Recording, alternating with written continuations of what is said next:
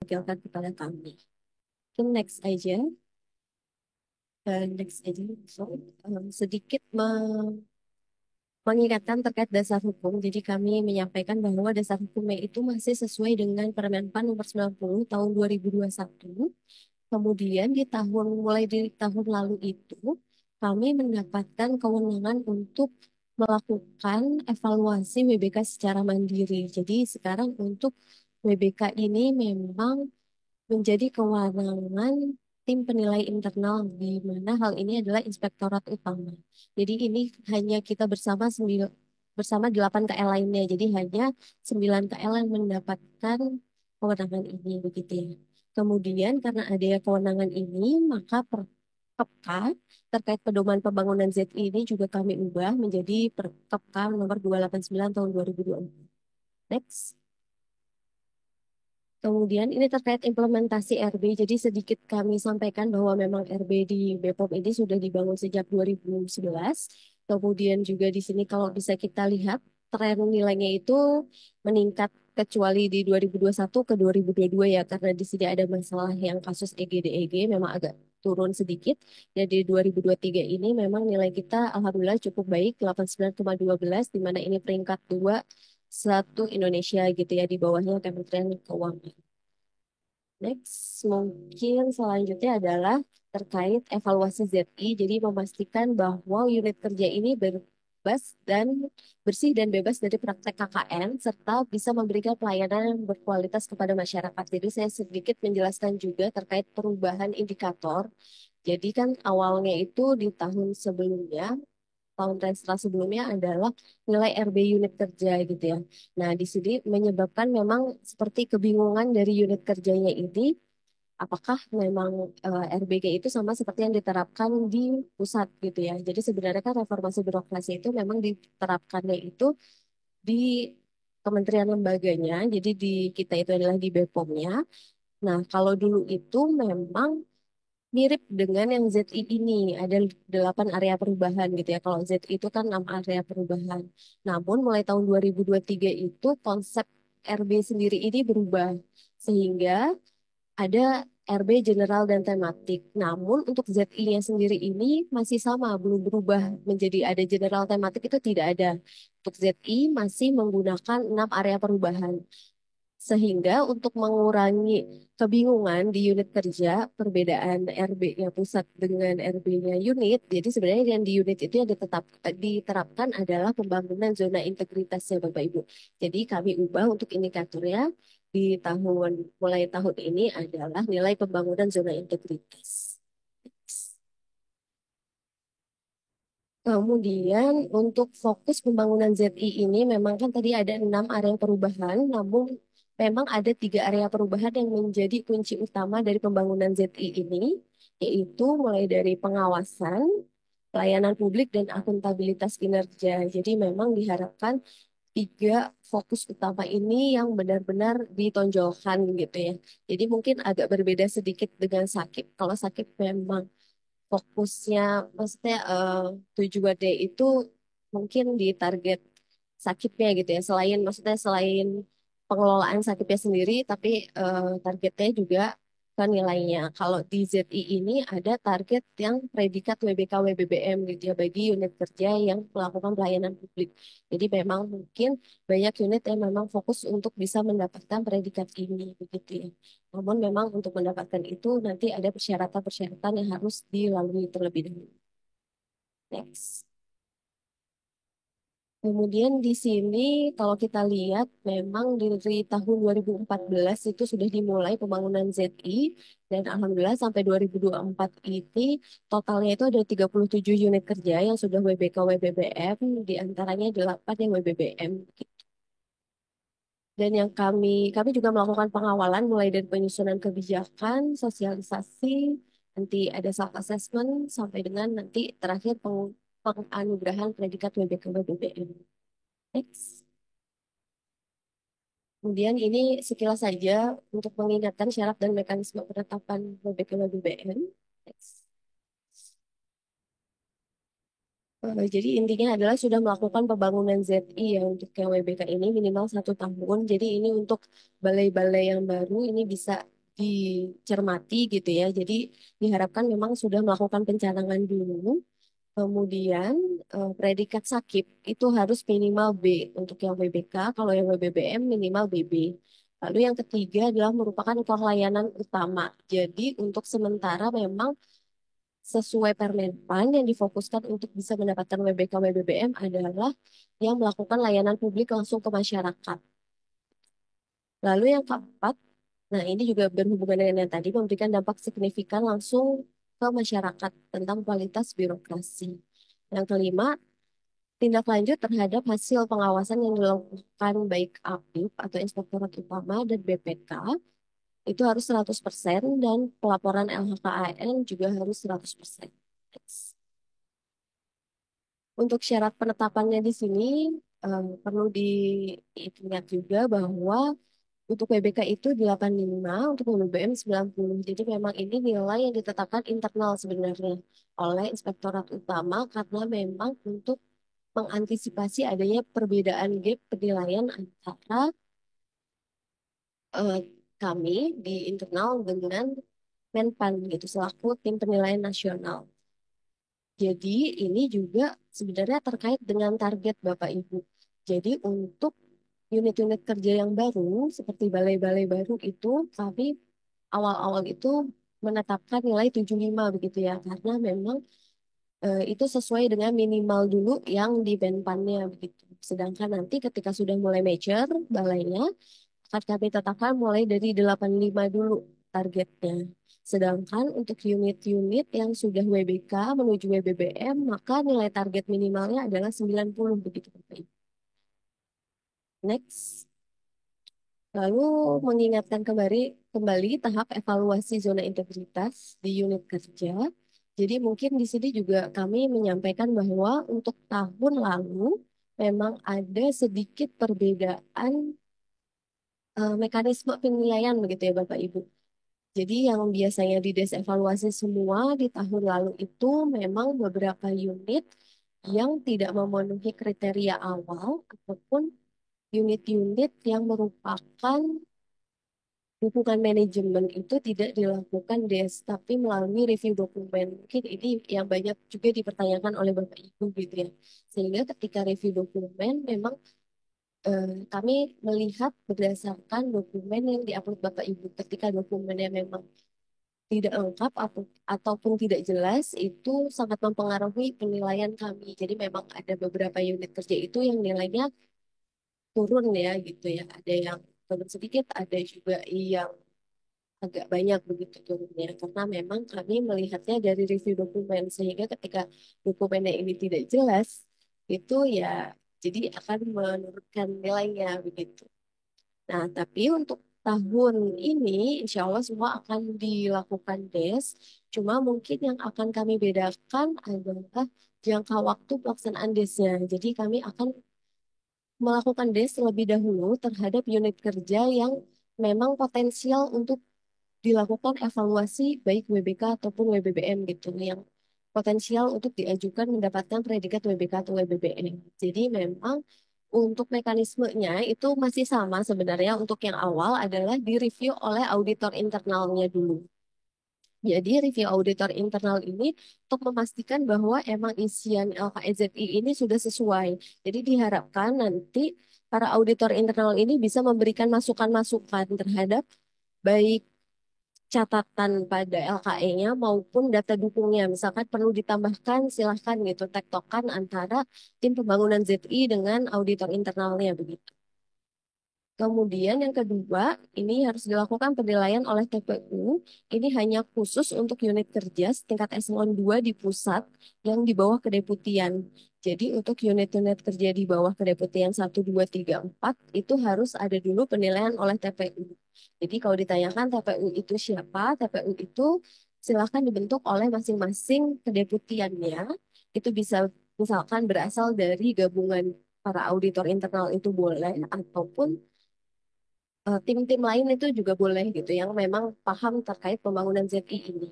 Kemudian nanti kami akan melakukan evaluasi administrasi terlebih dahulu. Jadi evaluasi administrasi ini istilahnya pra penilaian gitu ya. Pra penilaian ini kami akan melihat em, syarat awal gitu. Seperti yang tadi saya sampaikan, tidak ada ya WBS atau pengaduan dan juga nilai SPK, PSPAK 3 bulan terakhir gitu.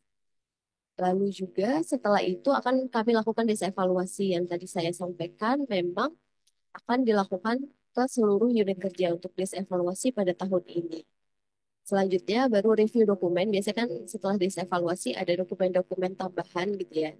Itu nanti akan kami review kembali. Terus nanti selanjutnya adalah panel hasil evaluasi. Nanti kami akan memaparkan kepada pimpinan terkait hasil yang hasil evaluasi yang telah kami lakukan.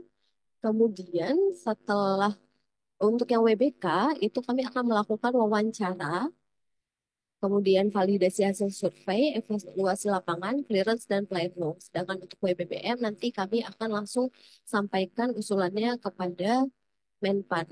Dan selanjutnya akan dilakukan pendampingan jika Menpan akan melakukan wawancara dan evaluasi lapangan. Next. Kemudian ini hasil evaluasi. Jadi untuk tahun lalu masih evaluasi RB ya judulnya. Indeks RB unit kerja itu sudah kami sampaikan LHE-nya di tahun lalu, di akhir tahun lalu, dan di sana juga sudah ada rekomendasi-rekomendasi perbaikan dan juga ada keterangan tidak memenuhi syarat atau memenuhi syarat di setiap komponennya. Lalu juga kami harapkan dari rekomendasi-rekomendasi tersebut itu dapat menjadi bahan perbaikan untuk di tahun ini gitu ya, terutama untuk unit-unit kerja yang memang mengalami penurunan nilai yang cukup besar gitu ya.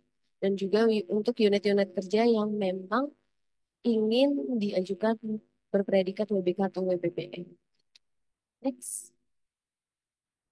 Kemudian ini sedikit menyampaikan permasalahan umum ya di WBK WBBM ini. Jadi ini sebenarnya tidak hanya menyangkut nilai juga nanti ya menyangkut bisa kegagalan dari peraihan predikat WBK WBBM. Yang pertama adalah LKE tidak didukung oleh bukti yang cukup dan relevan. Jadi ini secara umum ini sih gitu. Jadi baik kami di penilai internal maupun di eksternal itu juga banyak yang mencari-cari data dukung itu sulit gitu ya. Jadi kadang-kadang itu begini Bapak Ibu, antara yang dituliskan di LKE dengan judul data dukung itu berbeda. Sehingga ketika itu tuh kami sebagai evaluator tuh benar-benar harus nyari satu persatu gitu. Alangkah lebih baik jika misalkan diurutkan, misalkan di LKE-nya dituliskan satu data dukungnya misalkan notulen, rapat, apa gitu ya. Nah nanti di data dukungnya pun sama gitu. Jadi mudah gitu, evaluator gitu.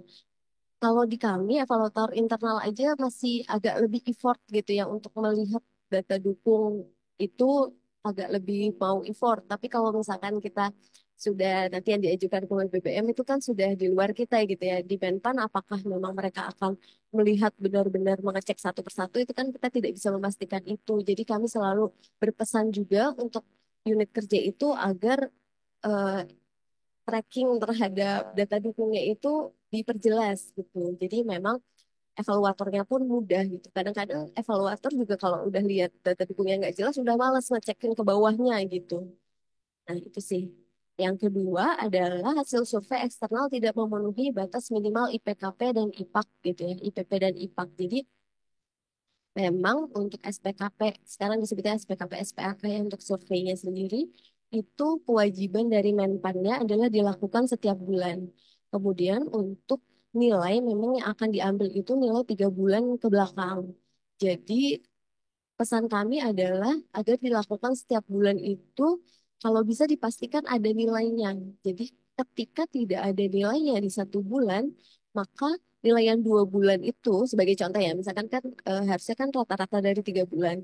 Ketika ada satu bulan kosong, jadi nilai untuk 2 bulan ini dibagi 3. Jadi itu akan nilainya akan menjadi jelek sekali gitu. Nah, itu sih yang memang kalau bisa di istilahnya untuk survei ini digalakkan terus gitu. Setiap bulan harus ada yang mengisi dan ada nilainya gitu. Dan jangan lupa dilaporkan kepada kami melalui Sapa Apip. Kemudian yang ketiga ini terkait inovasi. Jadi ini juga inovasi ini juga kalau dilihat di LKE itu hampir semua area perubahan itu meminta inovasi. Ketika tidak ada inovasi nilai tidak bisa A begitu ya biasanya. Nah, ini merupakan salah satu juga yang dilihat sangat dilihat tidak hanya di kami juga di Menpan. Jadi diharapkan ini inovasi ini memang benar-benar terus dilakukan dan juga yang kedua adalah dokumentasi baik dari mulai perencanaan, pelaksanaan sampai Monev itu harus terdokumentasi dengan baik gitu. Jadi ketika Menpan bertanya tentang inovasi ini dibuat berdasarkan apa gitu. Itu tidak boleh ujuk-ujuk ya memang ada inovasi ini gitu. Tapi yang namanya inovasi itu harus berlatar belakang dari masalah atau risiko terjadinya sesuatu hambatan gitu. Nah, yang mereka inginkan tuh seperti itu. Nanti kemudian didokumentasikan pelaksanaan kegiatan inovasinya, kemudian dievaluasi lagi. Oh ya, jangan lupa juga harus memiliki ini ya, indikator keberhasilannya juga jangan lupa ditetapkan terlebih dahulu indikator keberhasilan dari suatu inovasi itu apa. Kemudian baru nanti setelah dilakukan inovasinya kita ukur apakah memang sudah memenuhi indikator keberhasilan yang ditetapkan atau belum. Jika belum, nah itu tugas di Morefnya nanti apa langkah perbaikan yang harus dilakukan begitu.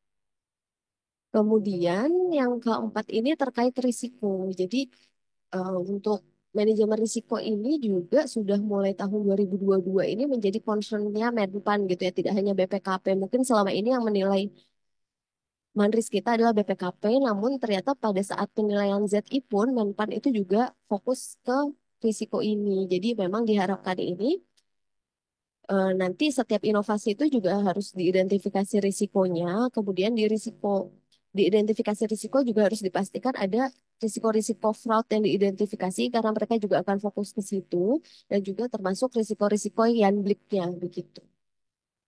Nah, ini juga yang mempengaruhi nilai kami juga gitu. Ketika matrisnya juga belum begitu bagus, itu juga bisa menurunkan nilai di bagian pengawasan. Gitu.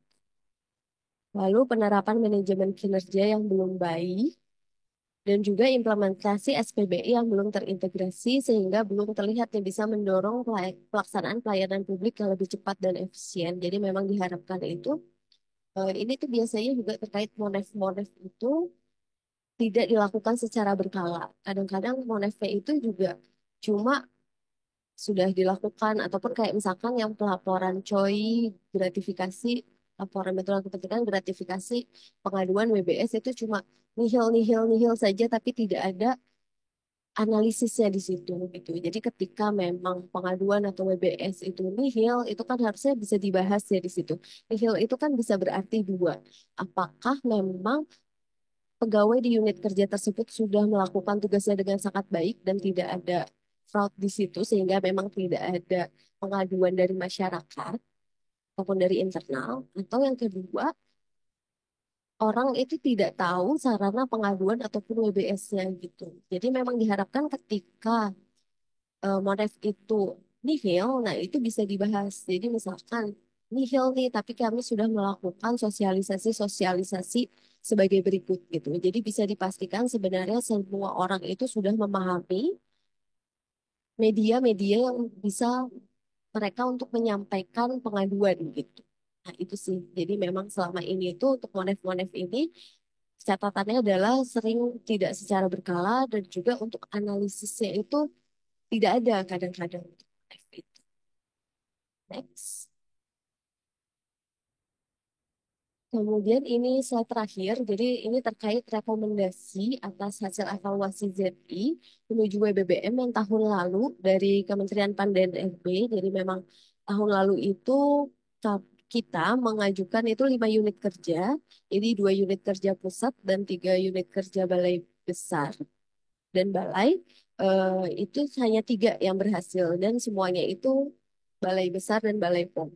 Jadi untuk unit kerja pusat itu sudah 3 tahun terakhir trennya itu tidak ada yang bisa mendapatkan predikat baik WBK maupun WBBM. Jadi ini memang PR kita bersama gitu ya Bapak Ibu. Mungkin karena dianggapnya itu untuk stakeholdernya ataupun untuk penerima layanannya ini tidak langsung masyarakat gitu. Jadi itu yang agak sulit, agak PR untuk yang unit kerja pusat ini untuk meyakinkan bahwa memang kita itu tetap berkontribusi sebenarnya untuk masyarakat begitu.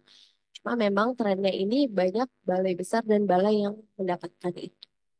Jadi rekomendasinya yang pertama, agar memastikan pimpinan unit kerja bersama TPI untuk memastikan seluruh unit kerja yang diusulkan mendapatkan predikat WBK dan WBBM telah memenuhi syarat dan kriteria pengusulan. Ini makanya yang mengubah kami ini tadi yang direview mulai dari review auditor internal ini juga sudah kami minta untuk memastikan tidak adanya WBS, pengaduan, lalu juga TLHP-nya udah 100% gitu ya, itu untuk memastikan nomor satu ini sebenarnya. Kemudian yang kedua, ini rekomendasi untuk kami, sementara TPI memang masih di Inspektorat Utama saja. Jadi untuk TPI, meningkatkan pemahaman dan internalisasi terkait pembangunan zona integritas. Jadi memang ini kami juga sampai sekarang juga masih aktif melakukan BIMTEK-BIMTEK. Mungkin yang biasanya luring diubah sama kami menjadi daring gitu ya.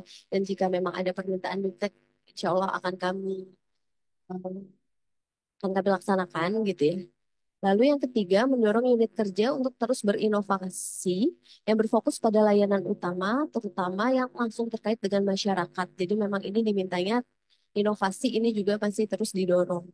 Lalu selanjutnya yang keempat adalah mendorong perwakilan unit kerja di daerah, maksudnya adalah UPT, untuk meningkatkan kerjasama kolaborasi dengan seluruh stakeholder khususnya dalam rangka keamanan obat dan makanan. Jadi memang ini baik Kemenpan maupun BPKP saat pelaksanaan penilaian SPIPT ini juga memang akhir-akhir ini fokus ke kolaborasi dengan Pemda gitu ya. Jadi memang diharapkan adanya kerjasama yang baik antara UPT dengan Pemda.